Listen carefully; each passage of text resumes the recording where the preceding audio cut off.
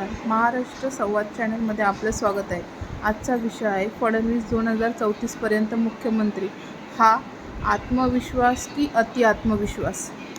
2034 पर्यंत देवेंद्र फडणवीसच मुख्यमंत्री राहतील असा दावा भाजपाचे प्रदेशाध्यक्ष चंद्रशेखर बावनकुळे यांनी केला.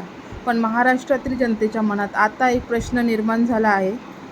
2029ची विधानसभा निवडणूक अजून व्हायची आहे.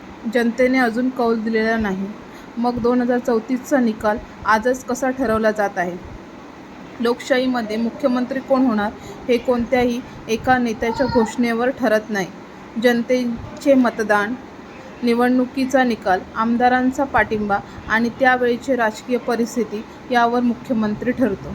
त्यामुळे 2034 पर्यंत कोण मुख्यमंत्री राहणार याची आजच खात्रीने घोषणा करणे अनेकांच्या मते अति आत्मविश्वासाचे लक्षण वाटू शकते.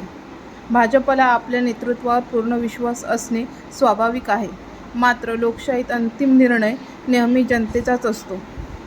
महाराष्ट्राची जनता 2029मध्ये कोणावर विश्वास ठेवेल हे आज कोणालाही ठामपणे सांगता येत नाही.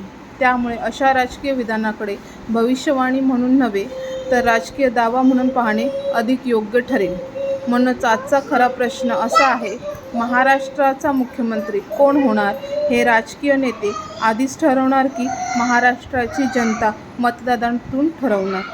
याचं उत्तर शेवटी मतपेटीतूनच मिळेल. तुम्हाला काय वाटतं कमेंटमध्ये नक्की सांगा. चॅनलला सबस्क्राईब करा.